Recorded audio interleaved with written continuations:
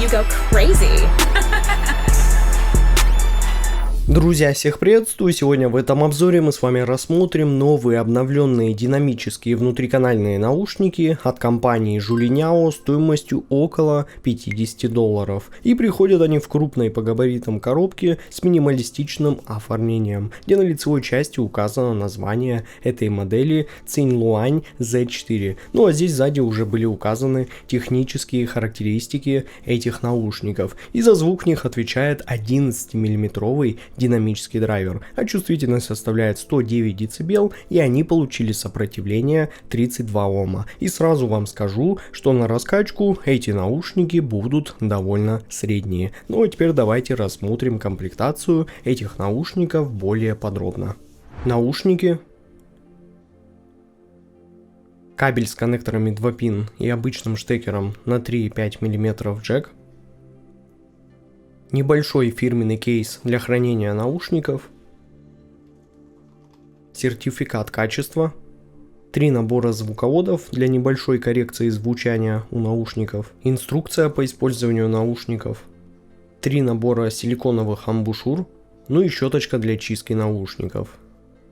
Эти наушники очень небольшие, и они были выполнены полностью из металла с вот таким вот переливающимся оформлением лицевых панелей, где еще есть логотип компании. Но здесь у них находится стандартный разъем 2 пин для подключения кабеля, а на внутренней части имеется маркировка канала и находится 2 небольших отверстия для компенсации, которые располагаются уже поближе к съемному звуководу, который имеет длину около 5 мм, диаметр 6 мм, и он был прикрыт защитной металлической сеточкой и получил выделенный бортик для уже более надежной фиксации амбушюр.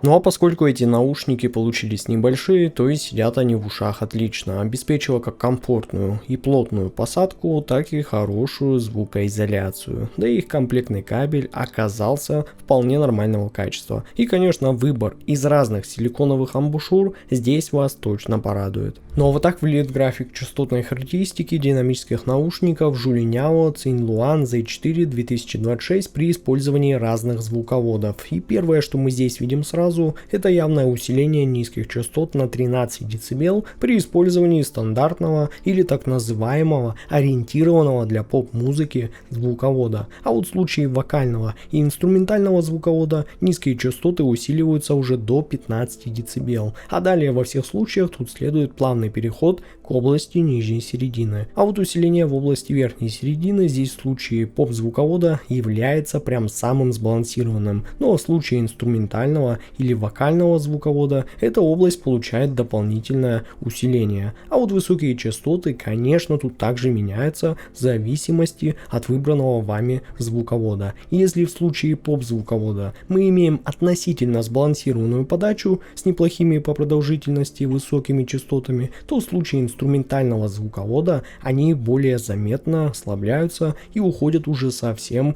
темную подачу. Тогда как в случае вокального звуковода они как бы еще стараются балансировать на грани между поп-звуководом и инструментальным. Но думаю, друзья, несложно догадаться, зная мои предпочтения в настройке наушников, что я в итоге остановлюсь именно на стандартном поп-звуководе, который установлен сразу из коробки. И действительно, эти наушники с ним мне понравились больше всего. Поэтому от себя я вам советую оставить именно его и больше ничего не трогать. Ну а теперь давайте обсудим, как все это будет ощущаться уже на практике. Ну и начнем с низких частот, которые в этих наушниках получились действительно очень мощными. Причем настолько, что бас — это в первую очередь то, на что я обратил внимание при первом прослушивании. И да, безусловно, сам бас здесь действительно очень глубокий. И его количество точно порадует даже самых настоящих бас-хедов. Да и мидбас в этих наушниках тоже не отстает, радуя хорошим панчем, задорным характером и вполне достойной, пусть и не самой прозрачной текстурностью. Единственное, что я отмечу, что бас здесь ощущается не самым быстрым и не самым точным, зато он отлично удерживает ваше внимание своей солидной глубиной, массой и тем самым приятным ощущением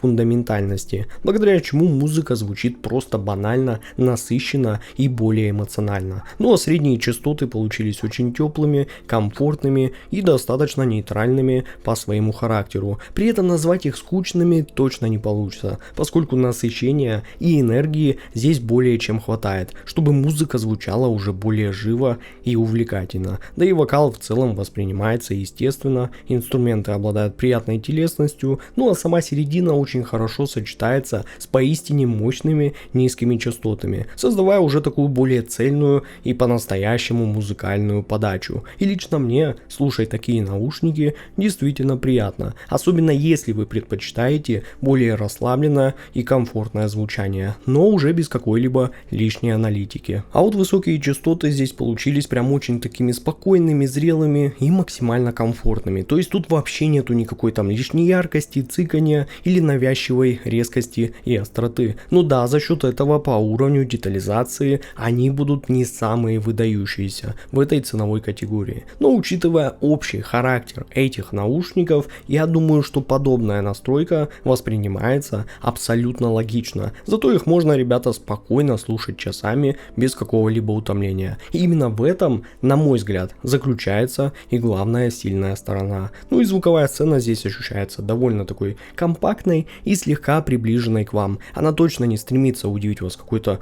сверхогромной там шириной, а наоборот делает больший акцент именно на глубину. При этом локализация остается у них вполне понятной. Все инструменты читаются без каких-то проблем, ну а музыка воспринимается так цельно и естественно. И такая сцена, на мой взгляд, отлично вписывается в общий теплый и басовитый характер этих наушников и делает прослушивание еще в какой-то степени более уютным. Ну и в итоге я пришел к тому, что Julignao Cinluan Z4 это динамические наушники, которые точно не ставят перед собой задачу удивить вас какой-то безумной техничностью или аналитикой, а делают ставку на мощный бас, теплую музыкальную подачу и максимальный комфорт при прослушивании. И если именно такой характер звучания вам ближе всего и вы любите эксперименты со звуководами, то я думаю, что эти наушники вам понравятся. Но я отмечу, что эта модель технически, на мой взгляд, стала слабее первой версии. Ну а ссылка на покупку этих наушников будет в описании и в закрепленном комментарии под этим видео. С вами был IC Genius, спасибо всем за просмотр и до скорых встреч уже в новых обзорах.